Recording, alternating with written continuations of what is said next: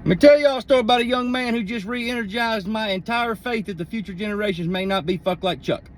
I am opening up an outdoor store in Diablo, Mississippi, and we're going to have live bait and corn and feeders and shooting houses and rods and reels and all the good shit, right? Anyway, I had a job interview this afternoon, 4:45, and not for me, but a young man put in a job application with me who wants to come work for me at the new store. So I had a meeting with him. I called him in for a job interview. He come in to the office, sat down, talked to me.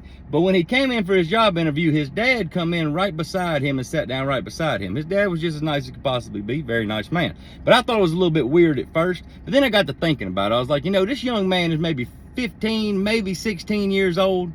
This might be his first job interview he's ever had for in his life. So his daddy wants to make sure that his little ass is in there conducting himself the proper way in a job interview. And I respect that. It took me a minute to realize what was going on, but I respect that because we ain't got enough parents that are hands-on with their kids these days. I like that shit. Anyway, we went through the whole process, and I told him what his duty was going to be working for me, and you know the respect that I require to not only me and the other staff members, but also the customers, and what his duties were going to be. And he was accepting, and he was real respectful and everything like that. I really liked him. I did. I saw him as a good young man, had his head on straight. Well, at the end of the interview, I stood up to shake both their hands. I shook his daddy's hand, and I shook his hand. And as soon as I shook his hand, he looked over at his daddy and he said, "Excuse me, Dad, but can I have a minute alone with Mr. Zach?" His daddy said, "Absolutely, son." So his daddy walked out into the retail store, which is still under construction. But he walked out into there and left me and that young man in there by ourselves. The young man looked at me and said, "Mr. Zach, I got to let you know why I'm here." I said, "All right, buddy, I thought you wanted a job." He said, "No, I do want a job, sir, I do. But I'm letting you know why I'm here, so maybe you can have a little bit more faith in me." I said, "All right, well, what you got going on?" He said, "My daddy told me I didn't have to get a job. I make straight A's. My dad does relatively well. I'm here to try to prove something to my daddy."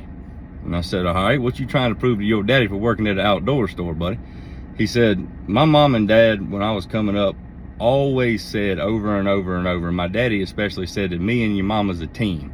We're a team. On a team, you can accomplish anything. If you got two mules pulling a wagon, and one of them sitting on their ass and one of them's pulling, you ain't gonna go nowhere. But if you got two mules pulling that wagon as a team, you can accomplish some stuff." I said, "Well, my daddy used to say the same thing, buddy." He said, "Yeah, but my mama done run off. And she done found her a new boyfriend, and she's gone, and I can see the hurt in my dad's eyes." I said, "I'm sorry to hear that, buddy." He said, "Yeah, I am too, but it's life, and I'm learning that life ain't always pretty." And I said, "Buddy, you have no idea. Just wait till you get to be like 21, 22 when the real world hits. You ain't got no idea what's in store for you. This is a cold, cold world out there." He said, "I'm starting to learn that, sir. But I'm here today against my daddy's wishes. Even though he's with me, he keeps on telling me I do not have to get no job. But I want to get this job just to show him that just because his teammate run off don't mean he's the only one left standing. I might have been on the B team, but I'm ready to move up to varsity, and I want to show my daddy that no matter what, he's always going to have somebody on his team, and that's me." And y'all, I am way too big to be getting emotional, especially in front of people that I really don't know, like 15, 16-year-old boys. That hit me square in the heartstrings. I'm talking about dead nuts, center bullseye. So, he didn't have to wait very long in order to get a call from me, because by the time I wiped my damn eyes, I looked over at him, I said, "You hired. Because I got full faith in everything you just said, that you meant it, and I know that you won't let me down." And he shook my hand like a man. He squeezed it real hard. He told me, he said, "Sir, I'd rather die than let you or my daddy down. That ain't why I'm here today." That young man restored my faith in the future generations, that they ain't all gonna roll over and just accept what is, or whatever the hell she said. Some of them out there, if they see a problem, or if they see somebody hurting, they finna do whatever is within their power in order to make sure that don't happen no more. That shit meant a lot to me. It might not mean a lot to y'all, but I felt the need to share it.